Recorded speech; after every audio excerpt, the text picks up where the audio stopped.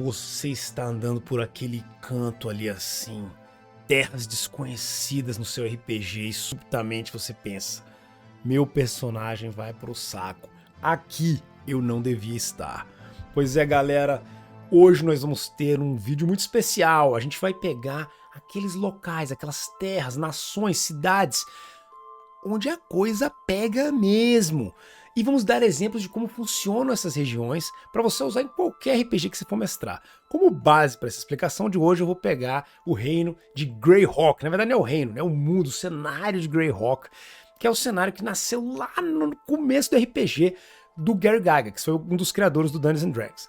Esse cenário pode ser usado para qualquer outro estilo, se você estiver usando Dungeon World, que seja, ou outras regras, dá para usar com Greyhawk também.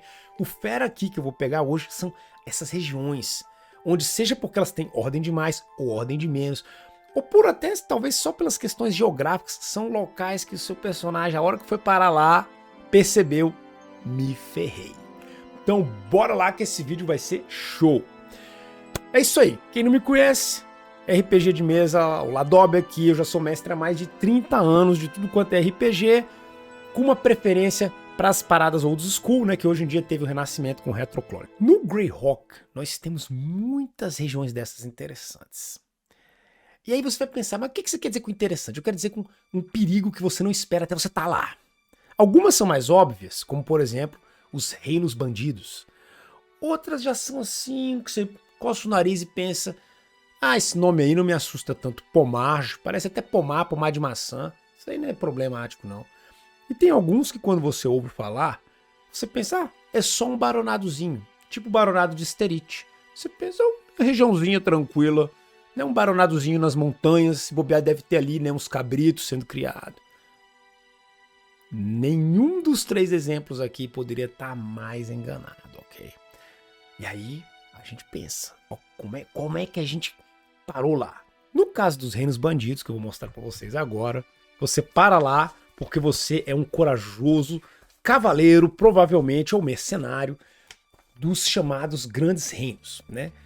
Que é ou o reino de Keoland, esse aqui, ou, no caso daqui, o mais famoso dos bons reinos de Greyhawk, que é o reino de Foriund, que é um dos pontos centrais. Notem que o mapa de Greyhawk não tem, como outros mapas de terras, uma marcação fofinha, bonitinha, mostrando o limite dos reinos, não. Por quê? Porque a coisa é bagunçada aqui, galera. Semelhante à Idade Média pra valer mesmo da vida real, não tinha fronteira assim claramente marcada, não. Era uma coisa meio fluida ali. Em geral, locais naturais como rios, montanhas, meio que serviam de uma fronteira, né, assim, entre as nações, mas para além disso ficava muito complicado. Realmente quem conseguia manter a sua distância ali era quem tinha, né, ou estados que a gente chama de estado pufa, né, o estado ali que se para bucho de canhão, ou simplesmente tem postos e tropas o suficiente para colocar no que você considera a sua fronteira. No caso de Greyhawk eles têm, e no caso de Foriund, eles têm uma situação dupla. Eles têm um reino pufa que se chama as Terras do Escudo, essa aqui, que são aliadas de Foriund, e no caso dos Bárbaros de Uz, eles têm meio que o pufa deles, que é a Sociedade Chifruda, né? Que são os cornos de Greyhawk, a Sociedade Chifruda, que é uma galera de hobgoblins e goblins e outros humanos também, que são meio que a barreira contra o reino de Foriund. E para esse lado aqui, que agora eu tenho até que pegar o outro mapa, que o mapa de Greyhawk, como vocês estão vendo, é gigantesco. Vamos pegar ele aqui. Do outro lado, a gente tem o que vai ser o tema inicial do vídeo de hoje, que são os reinos bandidos. E tem mais, galera. Nesses reinos bandidos aqui é onde fica uma das aventuras mais famosas de Dungeons and Dragons, que é a Montanha da Pluma Branca, que é uma montanha com uma lenda fantástica. Se você não viu nossos vídeos jogando essa parada com dois grupos diferentes tentando encarar, vai lá na nossa playlist Montanha da Pluma Branca. São horas de vídeo com o pessoal explorando essa montanha, é fantástico. Só posso adicionar. Mas agora bora contar sobre os reinos bandidos. O que são os reinos bandidos? Galera, os reinos bandidos são uma região sem lei, sem nada. Por quê? Porque originalmente era para ser um pedaço de terra servindo tanto as terras do escudo como ao grande reino, o grande reino do outro lado, ou o reino de Foriund. O que acabou é que não serviu foi para ninguém. Os mercenários que foram parar lá nessa região durante as batalhas decidiram, sabe do que mais? Não vamos lutar por ninguém, vamos lutar pela gente. e começaram a fazer seus baronadozinhos ali, cada um meio que entrando num acordo um com o outro. E aqui o que era uma terra de ninguém virou uma terra como se fosse assim o refúgio da bandidagem de Greyhawk. Então tudo quanto é baronada assim, que tem mais ou menos uma força em uma tropa, se escondeu ali. Como a região é bem difícil de ser alcançada por causa desse terreno aqui pedregoso e mais o Grande Canyon aqui, uma floresta escondida aqui e um rio que cerca de uma maneira bacana, esses bandidos conseguiram criar um lugar muito bom para eles, porque eles sabem, as caravanas que vão entre o condado de Unst e Furiund, ou entre o Grande Reino e Furiund, vão ter que passar por ali mais ou menos ou próximo, e a gente sempre vai poder descer das montanhas, atacar a galera e voltar. E como eles têm todo esse terreno aí, é um trabalho enorme para os outros reinos conseguirem enfrentar eles. Aí aqui a gente tem um exemplo de uma situação muito interessante para usar num RPG. Não interessa qual RPG, isso dá para fazer até em RPG de sci-fi isso, entendeu? Que é a chamada região que se sabe que ela é perigosa, que se sabe que só tem canalice lá, e mesmo assim as, vamos dizer assim, forças do bem, forças da ordem não conseguem ter poder ou coordenação suficiente para ter um efetivo ali para acabar com isso. Esse tipo de região é maravilhoso como fonte de aventura, porque você como mestre vai querer mandar seus jogadores para lá. Você vai falar, galera, vocês estão aqui servindo ao condado de Unst, o conde está chamando da cidade de Garadgar corajosos aventureiros para se infiltrarem nas terras dos reinos bandidos lá no fundo ali e tentar resgatar uma princesa, por exemplo, que tenha sido sequestrada, ou príncipe, etc. Por sinal, isso é até uma das aventuras que um grande aventureiro de Greyhawk, né, que foi escrito pelo próprio Gary Gygax, esses livrinhos, que é o Gord, teve que fazer. Ele realmente foi, ele era um bandido, aliás, filho da mãe, e numa dessas de bandidagem ele descobriu que um outro barão, um outro ladrão, entendeu? Tipo, né, ladrão que rouba ladrão tem 100 anos de perdão. Ele descobriu que um outro ladrão tava escondendo uma princesa lá. Ele pensou, sabe do que? Mas eu vou libertar essa mina e vendê-la de volta pro rei dela, entendeu? Só que o que ele não sabia é que essa princesa não era tão princesa assim, a coisa desandou, mas isso aí é pra outra história quando eu for contar sobre os grandes heróis ou anti-heróis, que tem muito de Greyhawk, como o Robb lá, o próprio Aiguil, né, a famosa Tasha, toda essa galera aí. Beleza, vamos voltar para os reinos bandidos. Então os reinos bandidos tem muito disso, a bandidagem ali. E você como mestre, se quiser fazer um jogo com a galera sendo do lado sombrio da força, né, o pessoal lá jogando de ladrão do mal mesmo, os bandidão que quer roubar todo mundo, os bárbaros para saquear, cara, nada melhor do que começar nos reinos bandidos. Uma excelente inspiração, eu fiz até um vídeo sobre isso, são as histórias todas do Conan o Bárbaro, onde no começo, no período que ele era ladrão, ele ficava passando de cidade em cidade assim, juntando gente pra sair saqueando o lugar. Se você quer fazer um jogo desse tipo, essa região é maravilhosa, entendeu? E o fera é que ela bate com as lendas do Conan também, porque tem o chamado Ducado de Ten, que é meio que uma teocracia, assim. Eles têm uma galera aqui que tem uma fé muito grande em alguns das divindades de Greyhawk. Então tem essa coisa da batalha entre esses bandidos aí e o pessoal dessa teocracia. Fica muito interessante. Tem também o pessoal do norte, que são tipo uns nômades, assim, aquela coisa dos sarracenos, dá pra ficar bem legal também. É uma região que se você se perdeu lá, pegou, mas vai ser pra se divertir. E agora bora pra mais um outro lugar. A gente chega de bandidos assim, humano, tá muito humano isso aí. Você quer uma coisa mais monstruosa. Você quer trolls, você quer humanoides, você quer um pessoal bagunçado ali, raça misturada, uma galera do caos, do mal, ali, Chaotic Evil. Então a gente vai agora pro pomar da maldade em Greyhawk, que é Pumarsh. Vamos mostrar pra vocês aqui. Pumarsh é uma brincadeira, isso aqui, ó, essa região aqui, que também é uma das regiões onde a gente vai encontrar uma das mais fantásticas aventuras de Dungeons and Dragons, que é essa aqui, esse tesouro aqui, que é a saga contra os Lordes Escravistas. Essa saga começa no Pumarsh, depois passa por várias outras regiões de Greyhawk, mas esse aqui é um dos grandes vilões, né, o Icar, que é cego. Eu tenho um vídeo só sobre esse cara, vai lá, baixa lá na nossa série de Greyhawk pra ver. De qualquer forma, o tema central do Pumarsh é que isso aqui vem realmente da ideia, né, da marcha pobre. Marcha, às vezes, pode ser usado como uma palavra no sentido de região. E essa aqui era uma região que, como vocês podem ver, é umas colinas assim, um terrenozão aqui, uma montanha gigante que se chama de o Cemitério do Dragão, porque ela lembra como se fosse um dragão enterrado aqui no meio dos montanhas. E de resto, um bando de costas com muitos penhascos. Então, essa região aqui do Pumash, ela sempre foi muito difícil, não dava para plantar direito as coisas ali. E como ela tinha toda essa montanha, essas colinas, tudo aí, o que é que aconteceu? Os humanoides, né, na época que tiveram conflito ali com o pessoal, se escondiam nesse lugar. Essa região fica muito próxima da área onde estão os demi-humanos de Greyhawk, né? Que eu já falei pra vocês, que o Gary Gygax não era muito fã de demi-humano, então ele enfiou os demi-humanos tudo na mesma região, que é essa aqui. A região de Ulek. E aí tem o Principado de Ulek, que são os anões, o Condado de Ulek, que são os hobbits, né, halflings, e o Ducado de Ulek, que são os elfos.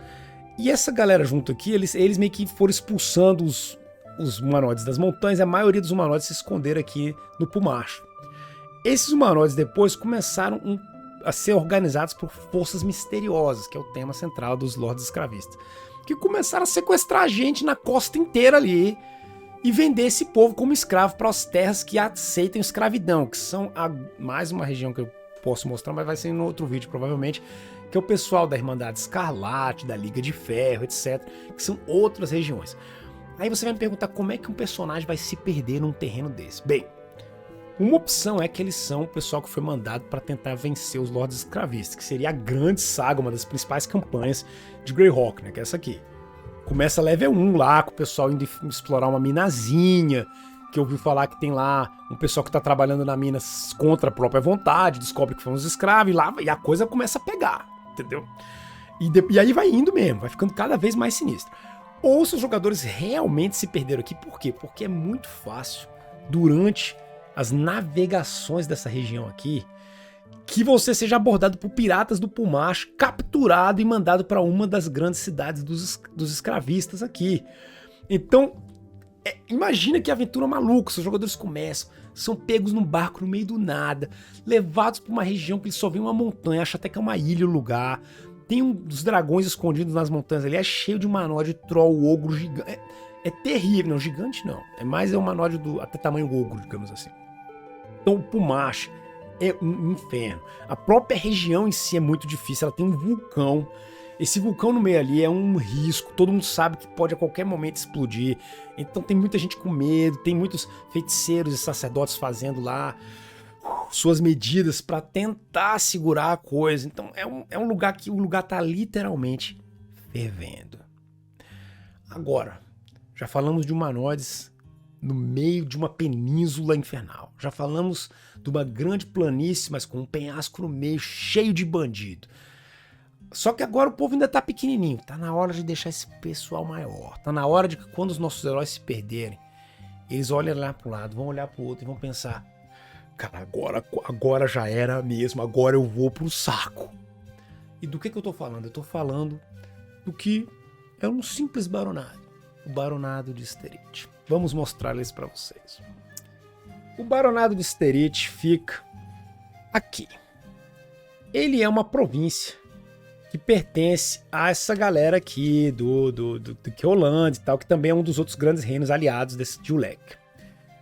E Sterith, junto com os colegas aqui do Ducado de Geoff, eles ficam próximos dessa grande montanha aqui e dessas colinas. O que eles não sabiam, e é aí que começa a, digamos assim, primeira grande saga, assim, história dentro da história de Greyhawk, é o chamado Contra os Gigantes. Contra os Gigantes é uma tipo super campanha ali escrita pelo Gary Gygax, né, que tem as aventuras, elas começam já em level alto, ou seja, a ideia de que se você já mestrou várias outras coisas antes, e aí os jogadores, pela fama deles, ou na versão original, com risco de serem mortos por não obedecerem o rei, olha que viagem, são mandados para enfrentar os bastiões dos gigantes nessa região, porque os gigantes decidiram do nada, e ninguém sabe por que, organizados, sair quebrando esse coitado desse baronado que só era cheio de cabrito inteiro. E a coisa começa com os gigantes da colina montando um palanquim gigantesco ali, uma coisa enorme, entendeu, de madeira, no meio, fazendo as raids deles ali, atacando todo esse povo aí. Então os jogadores vão enfrentar primeiro o cara lá das colinas, os gigantes. Na sequência de vencer esses gigantes aí, eles vão tentar vencer os gigantes do fogo, e depois dos do fogo ainda os do gelo, e aí depois eles descobrem que debaixo da terra a coisa tá ficando ainda, né, perigosa, começa a aparecer pela primeira vez ali os Drow, né, os elfos da escuridão, e aí a coisa só vai ficando pior. Tão ruim que chega até a parar lá no Abyss, ok? Lá nos Infernos das Cuias, literalmente. Então essa região de Sterith, ela é muito, muito bacana. Aí você vai me perguntar, pô, mas peraí, você tá falando que os gigantes são um perigo, mas Sterith em si não é perigoso, não é um lugar que os jogadores se perderam lá. Bem, eles não se perderam lá no sentido de que, essa região é perigosa, no começo. Mas ela é uma região que, em geral, começa inocente. Ela é aquela coisa, ela é aquela região para você mestrar estilo faroeste. Um baronado na fronteira, dá até pra usar o Keep on the Borderlands, né? O baronado na fronteira ali, inclusive o Old Dragon tem a versão dele para isso. Os jogadores estão lá ajudando a ampliar, montar vilinhas, né? Fazer os primeiros excursões ali para libertar o lugar de monstros ou de outros perigos, descobrir quais são as regiões, quem são os possíveis aliados, de repente mora ali uma tribuzinha de gnomo, etc. E no meio que eles estão explorando ali isso aí, começa a aparecer um gigante ali, outro acolá, e daqui a pouco eles percebem que não é um ali, outro acolá, é um monte organizado ainda por cima. E aí você começa a grande campanha. Até lá a galera já ganhou uns leves. Então, esse é um tipo de perigo muito bacana, Sterith, porque você vai construindo a fama dos teus heróis. É um tipo de campanha que não é aquela campanha que a gente tá acostumado a ver em RPG, que é os jogadores viajando por tudo quando é lugar do planeta, não. É uma campanha local. O fera é você colocar os jogadores para conhecerem muito bem só Sterith. Então eles vão estar viajando ali, conhecendo cada vilinha, eles vão conhecer as pessoas do lugar, vão saber quem é o barão que comanda aqui, ou o governador dessa região, o prefeito dali, ou a prefeita. E eles vão coordenar essa galera na campanha contra os gigantes. Então fica esse gosto pessoal de defender pessoas que você ama, porque você vai conhecendo esses NPCs, ganhando gosto por eles. Eu já tive o prazer de fazer essa campanha bem nesse estilo mesmo, só naquela região. E os meus próprios jogadores falavam, caraca, eu não acredito que a gente passou 9 levels explorando praticamente, sei lá, acho que foi assim uns 4 ou 5 hexágonos aqui. Você começou tipo isso aqui, um pequeno pedacinho, e foram leves e leves, porque era tudo missão local, era tudo conhecer muito bem como funcionava o pessoal lá. É um prazer de campanha, esse tipo de campanha. Eu só posso aconselhar vocês de experimentarem uma vez uma campanha assim também. Tá legal? Galera, como vocês podem ver, haja lugar, né? Já falamos dos bandidos, já falamos do Pumacha, falamos agora de Sterith. E aí eu poderia falar agora de um lugar gigante que junta tudo isso, que são os grandes reinos. Os grandes reinos, eles têm desde perigos insidiosos, escondidos, até perigos que são muito mais óbvios, porque a região em si é terrível, cheia de necromancer, esse tipo de coisa. Essa região, ela é tão complexa que ela vai ser para um vídeo só para ela. E aí quando ele estiver pronto, obviamente eu já vou falar, pode clicar que ele vai estar aqui, ó, em algum lugar aí. É isso aí. Só que agora acabou? Não, não acabou. Agora é a hora das perguntas do chat. Vamos lá, galera. Podem fazer as perguntas de vocês à vontade aí, que agora eu vou responder. E vamos que vamos, é isso aí. Vamos lá que essa live tá massa. Deixa eu ver o que tem aqui. Os vilões de Greyhawk são os heróis de Dark Sun. Cara, é por aí mesmo, Marcos. Os vilões de Greyhawk são os heróis de Dark Sun. Falou bonito. Muito dos caras que em Greyhawk a gente é considerado mal, em Dark Sun, vários iam falar, nossa, ainda bem que esse cara tá do nosso lado e não contra a gente. Deixa eu ver o que mais tem aqui. Opa! Reinos mais sombrios são só orcs, coruja, troll ou tem mais? Cara, como eu já mostrei, né, tem o reino dos gigantes, tem o reino dos bandidos que é muito mais humano mesmo, se enfrentando uns contra os outros. E no grande reinozão, os vilões podem ser de tudo, pode ser até um comerciante ali, vários comerciantes que pegam a galera e exploram mesmo, até outros perigos, como por exemplo os dragões verdes da floresta lá, chamada Grande Floresta, ou todas as tribos de bandido organizadas da Grande Floresta também. Ou até os druidas de lá, porque eles também são contra o povo e não estão nem aí pra descer o braço em gente, porque eles acham que o pessoal do Grande Reino não interessa se a galera é boa ou mal. Se tu for pra floresta deles, esses druidas não tem paciência com ninguém, ok? Uma das aventuras do Gord é inclusive encontrando com essa galera e tendo um mau problema. Mestre, os lords escravistas tem um mestre, uma figura de liderança. Isso é que é muito fera nos lords escravistas. Deixa eu mostrar pra vocês aqui. Os lords escravistas, eles não têm um mestre. eles são uma coligação, é tipo um PCC da vida, assim, é um monte deles, né? São vários deles. E aí tem até uns desenhos massa aqui, ó. Isso aqui é um dos grupos, isso aqui é o Icar, que é um dos principais generais deles, mas não é um dos grandes líderes. Esse aqui são os lords escravistas, uma versão desenhada por um dos caras, o pessoal que mandou pra cá. Isso aqui eles chamaram várias pessoas pra desenhar. Tem um desenho que eu acho particularmente bom. Cadê? Aqui são mais alguns os mesmos personagens desenhados por outras pessoas. E aqui é um desenhozinho mais simples, mostrando 5 deles também aqui, ó, dos lords escravistas. Tem tipo um piratão, mago. Então é um bando de gente, sacou? Eles têm várias, como se fossem células de 3 a 5, 6 pessoas em geral de um poder bacana, que são os governadores da operação escravista em cada lugar. Então eles todos se coordenam entre si. Não tem um só líder dos líderes escravistas. Deixa eu ver aqui mais outras perguntas que tem aqui. Opa. Cadê? Pô, agora é a hora de escrever, galera. Podem colocar aí o que vocês quiserem saber. Vamos falar já sobre esses vilões todos, os becos escuros dos RPGs. Os piratas são considerados bandidos? São, cara, com certeza. Não, em Greyhawk, a gente também tem aquela situação semelhante da vida real dos bucaneiros, né? Que é a galera que um país em particular permite essa galera atacar e roubar outros que não sejam seus aliados. Então você vai ter a Liga de Ferro, que faz esse tipo de coisa, mas no caso, por exemplo, do Pumacho mesmo, é pirata. Ataca qualquer um, não tá nem aí, entendeu? E olha, minha mesa de vampiros passa em um baronato, os jogadores são do departamento de saúde, uma equipe secreta que cumpre tarefas sombrias pelos seus clãs, num esquema meio massa.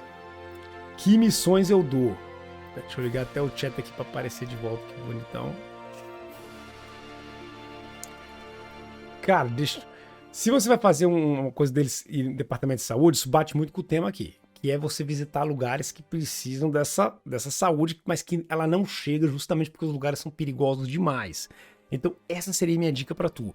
Imagina um local onde o clã quer que a galera resolva algo, mas se quer entrar no local tá muito difícil.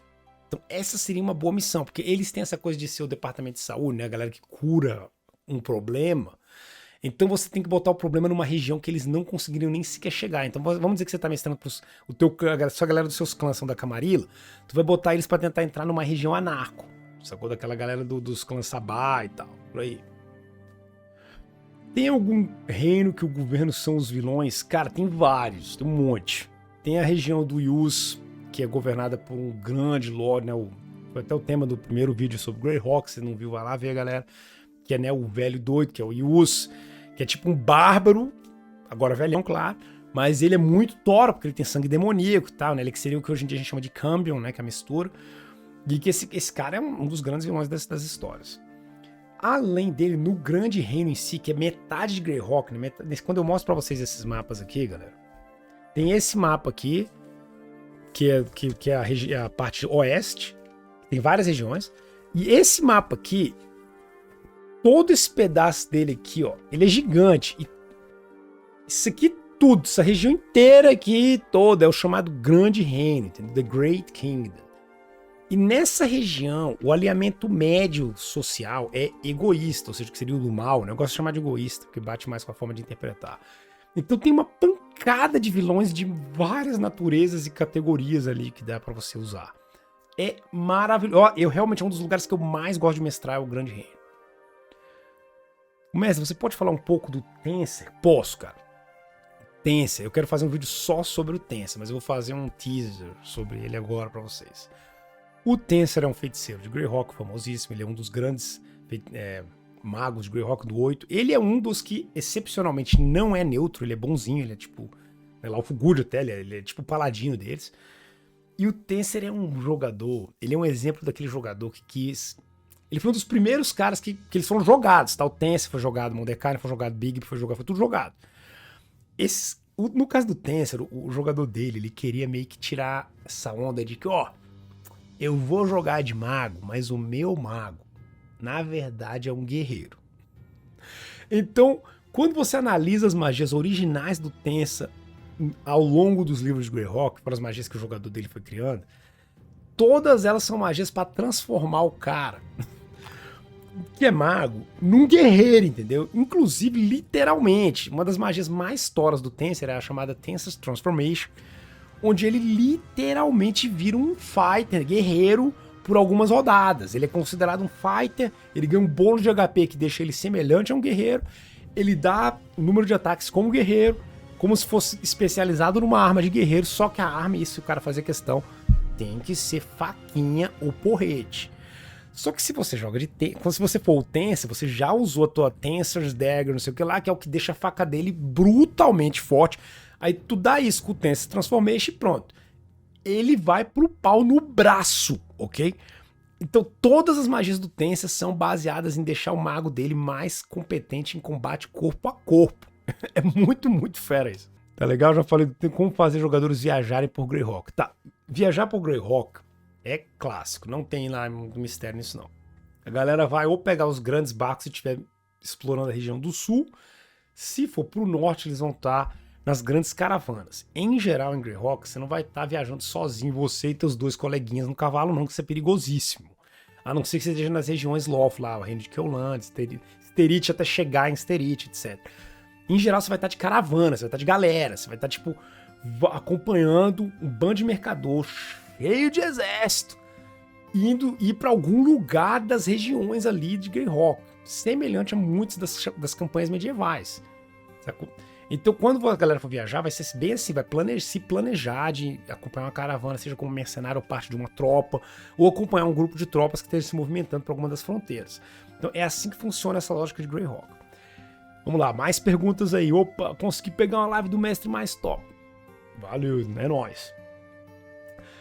O mestre, quais RPGs além de D&D o Gygax criou? Cara, ele criou um bando de coisas que hoje em dia a gente pode ver que são tipo umas variantes de D&D, né? Teve umas coisas tipo Gamma World, Boot Hill, que era tipo um de faroeste.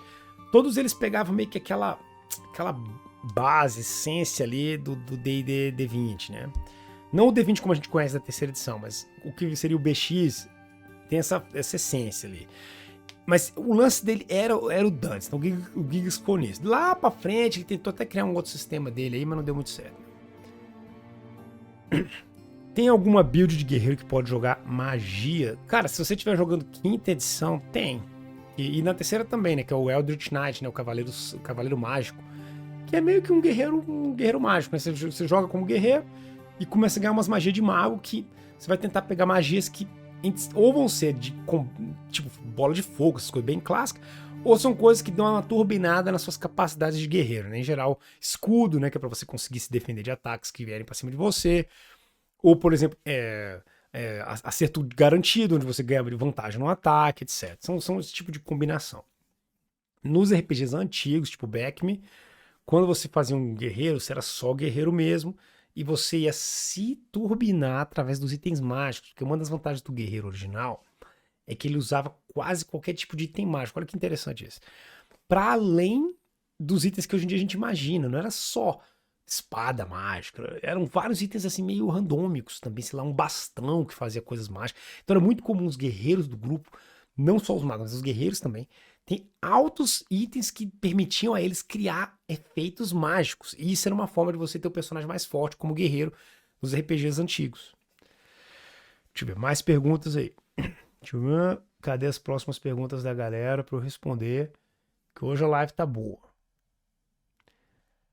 Cadê? Aqui não tem mais nenhuma. Beleza. Vamos lá, galera. Não tenham... É na sem vergonhice. O mestre, pode explicar o cenário de Arcane Age? Cara, esse eu não posso, cara. Arcane Age passou pra mim aí. Esse não conheço, não. Já ouvi falar, assim, de leve, mas nunca me aprofundei, não. Tenho vontade de misturar nas minhas aventuras chainmail mais outdoor survival e monstros mais brutais. O bestiário da primeira e segunda aí seriam indicados. Cara, se tu quiser mais brutal, você pode usar os da segunda edição. Porque o da segunda edição é praticamente da primeira edição, com mais HP no caso de dragões e gigantes. Então, o mais brutal possível, curiosamente, são os monstros do Monster Manor da segunda edição. E é esse cara aqui, ó.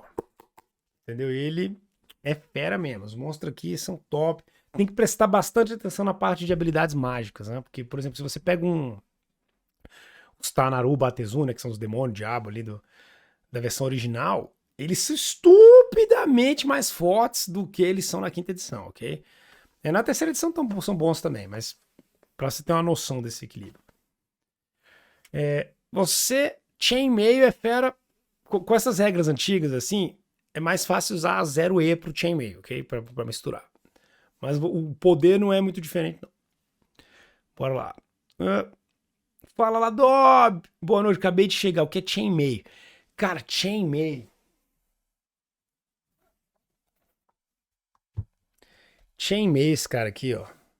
Isso aqui é o vovô dos RPGs. RPG nasceu, quase que nasceu aqui. Para ser bem exato mesmo, ele nasceu num livro chamado Kriegsspiel, né? Jogo de guerra, que era mais um tipo de jogo de guerra desse de estratégiazinha de miniatura, que começou ali como uma forma de treinar os estrategos nos anos 1800 e pouco, né? Só que foi esse Kriegsspiel especificamente, né? Que é um nome em alemão. Eu li ele, inclusive, porque eu sei falar alemão. Esse livro, ele foi um dos primeiros que apareceu aquelas noções de HP, de ter uma pessoa neutra, né, que seria o mestre, para um cenário, etc. Assim, muito dos princípios do RPG nasceram ali. Isso foi passado pro Chainmail, do Chainmail, o Gary Gygax, inspirado ali pelo que o Dave Emerson fazia com a galera dele, criaram o RPG. Então, se você aprende a jogar Chainmail, você não só tem um sistema de batalha de massa bacana, como você entende a essência dos RPGs, daí onde veio muitas das coisas que a gente faz hoje em dia. Inclusive, você vai aprender coisas muito malucas, como, por exemplo, que bola de fogo e trovão, né, Lightning Bolt, eles não eram garantidos que eles pegavam onde o jogador fala que ia pegar. Eles eram... os dois eram utilizados como se no caso da bola de fogo ela era considerada uma catapulta para ver onde acertava, e no caso do trovão era considerado um canhão para ver em que direção ele ia. Então, quando você usa essas regras até no jogo normal de Dungeons and Dragons, cara, fica muito bagunçado, fica muito interessante. Tá no meio do combate dinâmico ali, o mago do grupo, Fireball, bola de fogo. Beleza, rola aí pra ver onde é que ela realmente caiu. E aí a galera, uau, é muito doido, cara. Fala, Goldzerar, seja bem-vindo aí. Tem alguma aventura pronta pra Greyhawk? Marcos, tem um monte. No começo desse vídeo eu falei de várias delas, né, das chamadas grandes campanhas de Greyhawk. As mais importantes são a contra os gigantes e a contra os lords escravistas. Essas são tipo as duas grandonas mesmo, assim, especialmente a contra os gigantes. A contra os gigantes é uma épica, ela começa level 1 e vai até... Na verdade, os primeiros levels dela você que meio que tem que mestrar. E depois, quando a galera tá level, tipo, relativamente alto, assim, na verdade alto mesmo, já tá name level, assim, 8, 9, aí é que começa a grande campanha mesmo, e aí ela é sinistra, vai até os level altos. Dá pra fazer até uma mistura boa das duas, porque a contra os lords escravistas, ela começa level baixo e termina level médio. E aí, se o mestre que quiser, pode fazer que os heróis que venceram as escravistas, na sequência, vão tentar enfrentar os gigantes. Outra opção é a campanha do que eu não expliquei nada dela hoje, falei num outro vídeo, que é a chamada enfrentar o Templo do Mal Elemental. O Templo do Mal Elemental, ela é épica também, ok? Épica. Tipo, não é pouco épico, não. É assim, sinistro mesmo. Começa bem inocente e vai só desandando. É um mega dungeon gigantesco, com muita complexidade, altas facções. Não dá pra vencer só descendo o braço. Tem que ser negociando ali, botando as facções pra enfrentar uma com as outras. É bem complicado. E se o mestre quiser, dá para ser ampliado ainda com umas visitas aos planos elementais, aí a coisa desanda de vez. E culmina com um grande combate com altos demos, assim, é muito louco. Inclusive eu mestrei essa parada aí 2 vezes completa, criando, claro, minha mega campanha em cima disso também. E foi muito fera, só posso aconselhar de quem quiser usar, porque é um dungeon assim fenomenal. Cadê? Mestre, tem uma região tipo uma Espanha em Greyhawk? Cara, essa é uma boa pergunta. E a resposta, infelizmente, é não, cara. Você pode até adaptar alguns... Porque Greyhawk, o Gary Gygax, ele não tinha muita dessa de fazer adaptação de cultura, não. O mais próximo disso foi que ele pegou a galera dos Painins e botou pra ser meio que a cultura árabe um pouco, ok? Meio. Não é nem assim muito, é mais assim no visual... Mas, por exemplo, essa parte religiosa, nada disso. É mais realmente só coisa do beduíno ali. Em Mistara você vai ter claramente culturas baseadas na Espanha, na Itália, Portugal, período colonial ou não, etc. Eu, mestre, existe algum tipo de bardo necromante? Cara, que pergunta boa, cara. Pior que não tem não, cara. Isso aí é um negócio que nunca foi criado especificamente exclusivo até onde eu saiba. Assim, um bardo necromante. Não tem. Você pode até fazer a coisa do necromante que canta e chama lá os mortos, mas um bardo focado em necromancia é uma parada bem única. Se você criar um ou fizer esse combo de alguma maneira, você tá fazendo uma coisa bem bacana, porque quase ninguém usa essa combinação aí. Cadê o que me fascinou no Chainmail foi a maneira de lidar com a pará, a regra de peso, tamanho de arma, tudo ali funciona automaticamente com a física, as limitações são muito reais. Com certeza, Red. Cara, Chainmail é fantástico, ele é muito fera mestrar D&D usando as bases do Chainmail. O mais fácil de mestrar isso sem ter que mudar demais coisa ou adaptar demais é mestrar usando a primeira edição. A primeira edição é praticamente o Chainmail passado, você tem que saber as regras, porque ela não explica muitas das regras, eles acham que você já sabe que vem do Chainmail. Então se tu não lê o Chainmail, tu mestrou a D&D faltando essas regras. Tu tem que estar ligado nelas. Mas tu tá ligado nelas, a D&D primeira edição, usando Chainmail, é a versão assim, bem chuchu beleza mesmo pra mestrar. Boa noite, mestre, tudo bem? Quero mestrar uma campanha one shot pra minha esposa, só pra ela sozinha. Pra ela conhecer o RPG. Tem alguma ideia de história pronta que pode ajudar? Cara, isso é uma boa pergunta. Pior que tem. Tem uma série de aventuras chamada Thunder... Como é que é? Não, é os challenges, os desafios. Se chama o desafio do ladrão, o desafio do guerreiro, o desafio do clérigo, né? São os Priest Challenge, Chief Challenge, se tu souber ler inglês. Procura esses PDFs que são das antigas, tu acha eles rapidinho. E eles são todos mestre-jogador, 1 a 1. Sacou? Uma outra aventura que especialmente para jogar com a esposa é muito interessante é uma ela é um pouco, ela exige uma certa habilidade do jogador no sentido de conhecer o jogo. Aí como você não vai ter isso com a tua esposa iniciante, você vai ter que ajudar um pouquinho. Mas é uma aventura chamada a busca do Rei Elfo, é a E10, se eu não me engano. É isso mesmo, C10. Que ela conta a história em Mistara de quando um grande elfo teve que tentar enfrentar uns desafios lá nas regiões originais, onde os elfos que seguiram o Isundal, né, que lá na frente é o Coralaref, né, quando a gente mistura as lendas, foi parar.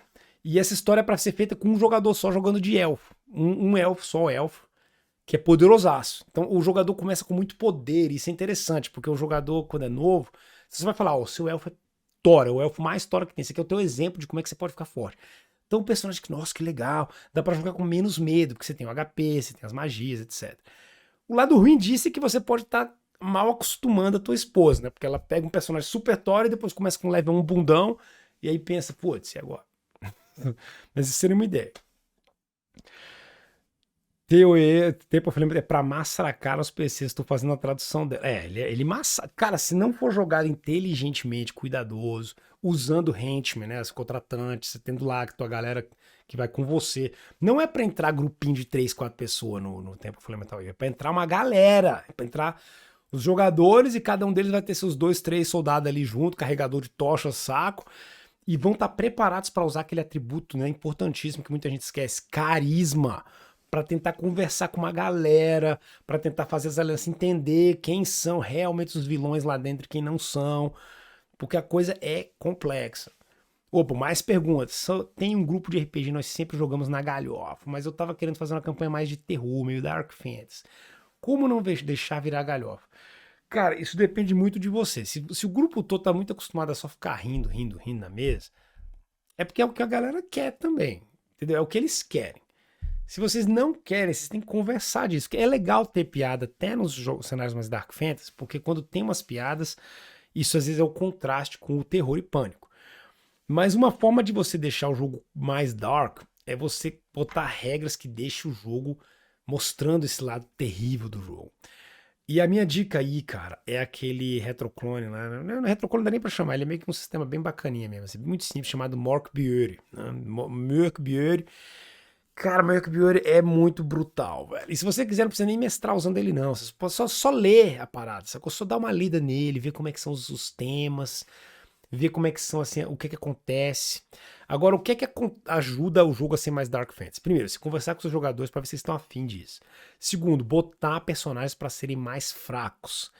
Tu não consegue mestrar um Dark Fantasy decente usando quinta edição do jeito que ela é, por exemplo. Ou Tormenta, não dá. Porque os personagens são muito tora demais. E quando o personagem é forte demais, o fator medo cai muito. E aí você não consegue ter aquela coisa do Dark Fantasy. Se tu mestra usando um BX, um Old Dragon, e usando a regra de morte horrenda do Morkbior, que tu acha em qualquer internet aí, ela é de graça, inclusive, ela é oficialmente de graça, só baixar lá o papel e usar. Aí tu vai ter a galera perdendo o braço, sangrando até a morte, mas ainda lutando nos últimos momentos. Você vai ter gente ficando louca no meio da batalha porque viu um cara cair morto ali, faz check de sanidade. Tipo, aí você consegue botar esses elementos de medo e pânico e os jogadores vão ficar mais sérios, entendeu? Vai ter menos piada, porque a galera vai estar com muito mais medo de perder personagem. Então, esse é um estilo disso. Tem o Messi já jogou Braunstein ou The Solar Gaming Guide, eu vi umas regrinhas ali que você estava pensando em usar junto. Cara, esse Braunstein, eles são tudo lá na fundação dos RPGs, né? Tecumel, essas paradas. Tem muita regrinha esquecida ali, a maioria delas baseadas nos Wargames, né? Nos jogos de guerra, que com certeza dá para usar. A respeito da Morte Sangrenta, poderia escrever ou soletrar? Cara, pera aí que eu boto para vocês aqui já rapidinho. Horrendous Death. Horrible Ones. Esse que é o nome. Horrible Ones. Aqui. Vou botar logo o link para vocês aqui. Isso aqui é fabuloso, entendeu? Vocês usam isso aqui. Ó, lá vai. Ah, meu irmão, copiei errado. Calma aí, galera. Essas regras aqui do Horrible, a ideia delas é muito simples, ok? Funciona assim. Sempre que os jogadores tomam dano que vai para negativo, por algum motivo, eles estavam com 2 HP, tomou 6, foi para menos 4. Aí tu vai olhar o 4 nessa tabela do Horrible Wounds e vai fazer o que tá escrito ali com o teu jogador. Perdeu um braço, não sei o que. Pá, meu irmão, a Mace me esmagou, foi uma parada no olho ali, cegou o personagem. Então, no que você começa a colocar essas coisas, os personagens vão ficando punks, entendeu? É punk o esquema. Então, é isso aí, sensacional essa regra, dá pra usar em qualquer sistema de RPG. Acabei de pesquisar e vi que você fez um vídeo sobre mestrar para apenas uma pessoa. Eu fiz, cara. Lê ele lá, que ajuda muito. Inclusive, eu mestrei uma vez pra uma ex-namorada minha, solo, e foi muito fera. E foi dali meio que eu tirei muitas dessas minhas dicas que eu uso até hoje, porque essa experiência é importante. Mestrar solo, né, dueto, na verdade. É uma coisa diferente. Ô mestre, como são os mortos-vivos em Greyhawk? Eles são clássicos, cara. A gente não pode esquecer que o Greyhawk representa meio que a base ali do RPG como o Gygax imaginava. Ah, mas aí você tem uma coisa que talvez você não saiba como um jogador mais novo. Os mortos-vivos antigos, eles tinham uma capacidade que se chamava drenar energia de vida. Que era sinistra, porque isso era uma forma de dar muito, muito medo nos jogadores, cara. Drenar energia de vida significava que você, quando acertava um jogador, ele perdia level, tipo, permanentemente. O jogador era level 4, agora ele é level 3. Isso dói mais que perder personagem para a maioria dos jogadores. É mais fácil aceitar que o personagem morreu do que você pensar que, cara, eu joguei 12 sessões para chegar no level 7 e agora eu sou level 6, porque o cara me acertou. Então a galera ficava morrendo de medo de ser acertado por morto-vivo. E não era assim morto-vivo, tipo, só pra vampiro. Vampiro era 2 levels quando tu acertava. O Strade, na original, meu chapa, cada mordida que ele dava era pro personagem ló. Vocês querem ver isso aí em ação no jogo pra ver como é que funciona essa dinâmica? Vão ver meus vídeos lá do Montanha da Pluma Branca. Porque um dos encontros lá é com um vampiro. É um encontro terrível. Ele é bem assim, armadilha mesmo pros jogadores. Se os jogadores não estiverem preparados. Que a maioria das vezes eles não estão, porque a armadilha é muito sinistra. E você vai ver jogador entrar level 9 lá pra enfrentar o cara e sair level 5. A gente viu isso na mesa, assim, vocês vão ver. Rolou lá, é só ir lá ver, parado. Foi sinistro. Ladob, como você lida com morte no jogo? Chegou a 0 PV, morreu, dá 200 chances igual a 5 Nunca, Diego. Esse negócio de 200 chances, jamais, cara. Eu faço assim.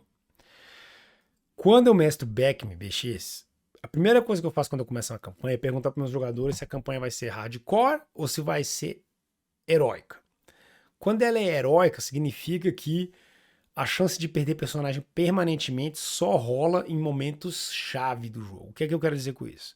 Eu quero dizer que quando eu aviso, tem 3 condições. Condição número 1, eu avisei os jogadores, ó, agora tá vindo cara, boss fight ou um momento sério ali da campanha, um labirinto final, etc. Qualquer coisa que rolar morte, é morte. Opção número 2, eu aviso o jogador que é uma situação de alto risco, alta recompensa. Então, se o jogador for, ele tá sabendo que acontecer ali, aconteceu, pode morrer. Terceira e última opção, o jogador faz uma coisa que é claramente uma estupidez. Qualquer outra pessoa olhando sabe, isso é uma estupidez. Meu irmão, tu fez, eu avisei, ó, tem certeza? Tenho. Vai morrer também. Então, isso é na versão heróica. Na versão hardcore não tem nada, mesmo. Se deu um random encounter, apareceu um kobold, foi acertado e morreu, morreu. Então, eu boto os jogadores para eles escolhem qual tipo de campanha que eles querem no começo. Já rolou de ter campanha misturada, onde a maioria dos jogadores falaram, a gente quer hardcore, e um jogador, não, eu quero heróico. Beleza. E os meus jogadores são maduros a ponto de aceitar isso, estão de boa. Eles, uns sabem que vão morrer mais fácil, o outro que é heróico, sabe que o risco dele é mais quando for essa coisa. A gente tem essa. Morrer no 0HP eu acho meio sem graça. Eu acho legal ter a coisa dos jogadores estarem desmaiados, estarem sangrando e tal. Então, a regra que eu acho melhor nesse sentido ou a do Horrible Wounds, do Mork Bior, é muito boa, ou misturar ela com a do AD&D primeira edição. Na primeira edição era assim. Quando um personagem era acertado, se ele fosse para menos 4 HP ou menos, morreu. Não tem save, não tem nada. Pegou e foi para menos 4, morreu. Agora, tomou entre 0 a menos 3, o personagem desmaiou. E ele tá caído lá, desmaiado.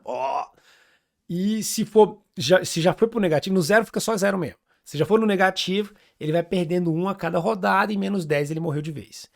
Então isso eu acho um nível bacana, sabe? Porque os jogadores têm muito medo de morrer, porque ir pra menos 4 não é difícil. Mas ao mesmo tempo, se cai e desmaia, fica aquele pânico. Porque, pô, são 5, 6 rodadas, isso passa rapidinho. E vai ter monstro que vai na maldade ir lá e matar o cara que tá no chão mesmo. Então a galera fica ligada. Eu gosto de usar essa regra da primeira edição. Inclusive, quando eu meço a segunda edição, eu não uso a regra normal dela, que na segunda edição eles tiraram essa de morrer no menos 4. Eles botaram, não, vai ter menos 10. Como tem muito monstro que dá um dano maior, isso até que rola, mas ela é um pouquinho, a sobrevivência é maior lá. Assisti a Montanha da Pluma Bronca antes, brutalidade linda, tá vendo? É demais, cara. Dá pra fazer uma campanha em Greyhawk igual Mistara 6000 BC? Dá. Greyhawk tem, deixa eu mostrar aqui pra vocês. Semelhante a Mistara, Greyhawk tem uma história antiga do seu povo, muito, não chega a ser o nível Mistara de qualidade. Eu gosto de Greyhawk, galera, mas não tenho dúvida não, tá? Mistara é o melhor mundo que tem ainda pra mim sempre. Mistara é o top. Mas cadê? Isso aqui são os NPCs. Isso aqui é muito fera em Greyhawk. Todos os NPCs é numa página só. Todos os líderes de Greyhawk. E aqui, outra coisa fera em Greyhawk é que as tabelas de encontro são baseadas em reinos, ou não são baseadas em terreno. Isso é muito, muito fera em Greyhawk. Em Greyhawk você vai olhar o lugar, quando você vai rolar as tabelas de encontro, elas são baseadas, por exemplo, na floresta de Vesve. Então é uma tabela só para aquela floresta. Reino de Foriund. Aí vai ter a tabela só do reino de Foriund. Então, em geral, ela é misturada com umas tabelas genéricas do DMG, mas tem uma pedaço inteira ali, assim, mais ou menos 50%, que é só coisas específicas da região, o que tem mais chance de rolar na região. Muito, muito fera. Mas o tema aqui era que eu tava falando, era de mestrar uma coisa tipo, do passado e tal. Tô tentando achar a tabela com a história do mundo aqui pra mostrar pra vocês. Cadê? Acho que tá no outro aqui. Ó, isso aqui são as runas de Greyhawk, muito fera também. E aqui, cadê? Aqui. Aqui é meio que a história do que aconteceu em Greyhawk, todos os períodos. Como em Greyhawk você também tem Blackmoor, você pode optar por fazer a versão high level de Blackmoor, né, meio sci-fi, também aqui. Eu não faria. Porque, diferente de Mistara, Greyhawk não tem nada, zero de esquema steampunk. Não tem. Aí, se você for mestrar Blackmoor em Greyhawk e não em Mistara, aí eu aconselho a usar o Blackmoor na versão mais normal dela. Porque o DVN meio que tinha 2 versões. E a versão mais normalzona, que é lá explorando o castelo de Blackmoor, enfrentando monstros. É uma coisa bem mais RPG, mais clássica. Essa é a versão que combina mais com Greyhawk. A versão de Blackmoor, onde tem, depois eles encontram lá.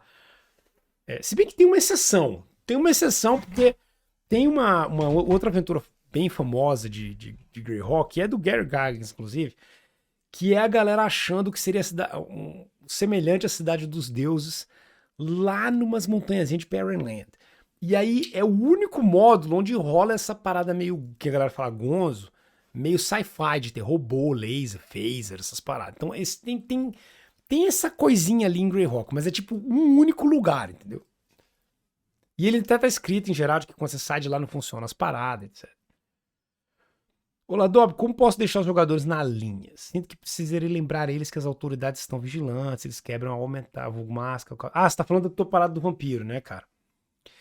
Cara, a melhor forma de manter na linha é você botar talvez um NPC que seja legal, não muito aliado deles, mas um pouco, e esse cara fazer algum vacilo e você sem dó dar cabo dele, cara. Na lata, assim, rápido relativamente. Para os jogadores entenderem que, cara, não é brincadeira isso, entendeu? Sabe, no teu jogo, se um personagem quebra a massa, não sei o que, a galera vai dar cabo dele. Então não deixe isso passar em branco. Aí você começa matando um NPC e aí os jogadores vão perceber, caraca, meu. Sabe, sem você avisar muito, sem fazer muito, só mostra. Causa, consequência. Mas tu tem que deixar bem meio óbvio. Olha, o cara quebrou a máscara, por isso ele foi pro saco de maneira brutal. Amarraram ele num tronco, meu irmão, pra pegar o sol nascendo no meio de uma prainha, sacou? E aí a cena se deixa ela mais dramática. Você bota que o cara tá amarrado no tronco, numa posição que a galera não vê. Vem uns jovenzinhos fazem um luau. E os jogadores desesperados, escondidos num esgoto, vendo o amiguinho deles ali, o sol nascendo, eles não têm o que fazer, o cara morre, meu irmão. Sacou? E aí você bota isso aí, pronto. Quebrou a máscara, foi pro saco. Um exemplo aí de Vampira Máscara bem dramático. É basicamente um boteco, um território para os outros vampiros, é o bastante. Cara, um boteco pode ser legal porque você pode usar aquelas inspirações meio do Quentin Tarantino, né? Que deu o lugar dos vampiros, encontra lá. Sacou? Eu acho que não acho ruim, não. Eu acho legal você ter mais uma outra base oponente, sacou? Onde os vampiros também se visitam de vez em quando. E pode ser uma coisa pra fazer aquela. Oferece em vampiro especialmente, né? Que é um Dark Fantasy. Tu tem que fazer o contraste. Então, se tem o teu bar onde a galera se encontra, não lembra Mocó? Vai ter aquele clube granfino, um clube de golfe. Não, golfe não bate muito bem, não. Não sei se você estiver fazendo um vampiro meio brasileiro, você vai fazer que é tipo assim, um clube, por exemplo, pode ser um clube de sinuca, uma parada dessa, com uma coisa um pouquinho mais chique, onde alguns vampiros se encontram só lá. Eles não vão pra esse boteco teu, eles estão lá no clubezinho deles ali, meu irmão, que tem uns caras que servem a galera, jogam sinuca, chique, entendeu? Então você pode fazer esse tipo de combinação, um shopping center. O Baronário novamente inspirado em Greyhawk e Blackmoor, voltando lá, beleza, mestre, como é que é a Cidade dos Deuses? Cara, Cidades dos Deuses eu vou deixar ela pra mostrar no vídeo depois lá, ok? Mas a ideia dela é que ela varia entre dois estilos. Você pode mostrar a Cidades dos Deuses como sendo realmente essa chegada ali, num lugar fantástico, tipo onde os imortais habitam, né? Isso aí seria a versão mais mistada da parada.